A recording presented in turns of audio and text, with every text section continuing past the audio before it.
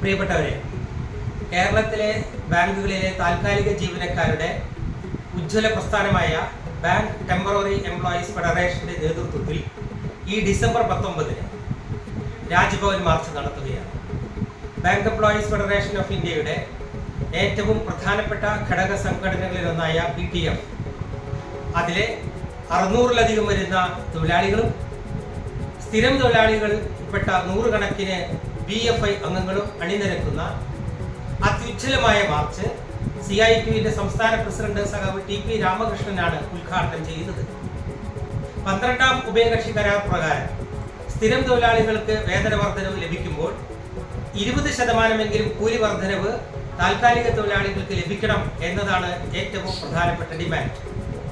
പഞ്ചദിന banking ഏർപ്പെടുത്തുമ്പോൾ ശനി ഞായർ ദിവസങ്ങളിലെ അവധി ദിവസങ്ങളിലെ വേതനവും ഈ തൊഴിലാളികൾക്ക് ലഭ്യമാക്കണം എന്നതാണ് മറ്റൊരു ഡിമാൻഡ്. താൽക്കാലിക തൊഴിലാളികൾ ഉപയോഗിച്ച് കടുത്ത ചൂഷണം നടത്തുന്ന ബാങ്ക് മാനേജ്മെന്റിനെതിരെ കഴിഞ്ഞ കുറച്ച് വർഷങ്ങളായി BTFും BFI നടത്തുന്ന അത്യുജ്വലമായ പ്രക്ഷോഭങ്ങളുടെ തുടർച്ചയാണ് രാജ്ഭവൻ മാർച്ച്. ഒരുപക്ഷെ ഇന്ത്യയിലെ ബാങ്കിംഗ് ട്രേഡ് യൂണിയനുകളുടെ ചരിത്രത്തിൽ താൽക്കാലിക തൊഴിലാളികളുടെ നേതൃത്വത്തിൽ നടക്കുന്ന ഇന്ത്യയിലെ ഏറ്റവും ആദ്യത്തെ പരിപാടിയായ ഈ മാർച്ച് ബാങ്ക് ട്രേഡ് യൂണിയൻ ചരിത്രത്തിൽ ഒരു പുത്തൻ അധ്യായം എഴുതി ചേർക്കുകയാണ്.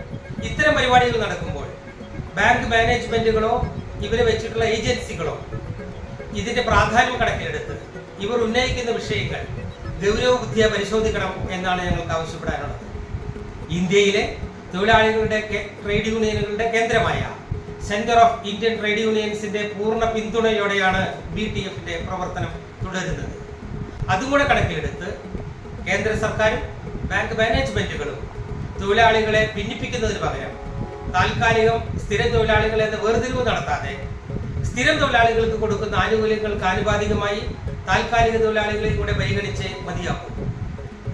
സ്ഥിരം തൊഴിലാളികളുടെ ട്രേഡ് യൂണിയനുകളെ തകർക്കാനും കൂടെ വേണ്ടിയിട്ടാണ് താൽക്കാലിക തൊഴിലാളികളെ കൂടുതലായി നിയമിക്കുന്നത്.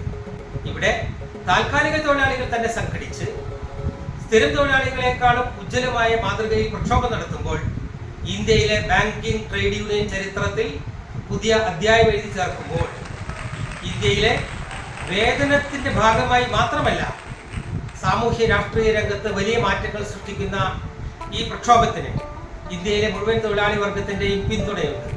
കേരളത്തിലെ മുഴുവൻ തൊഴിലാളികളും ഈ ഡിസംബർ 19 രാജ്ഭവൻ മാർച്ച് വിജയിപ്പിക്കുവാൻ സഹകരിക്കണമെന്ന് വളരെ വിനീതമായി ബെഫി സംസ്ഥാന കമ്മിറ്റിക്ക് വേണ്ടി അഭ്യർത്ഥിക്കുന്നു.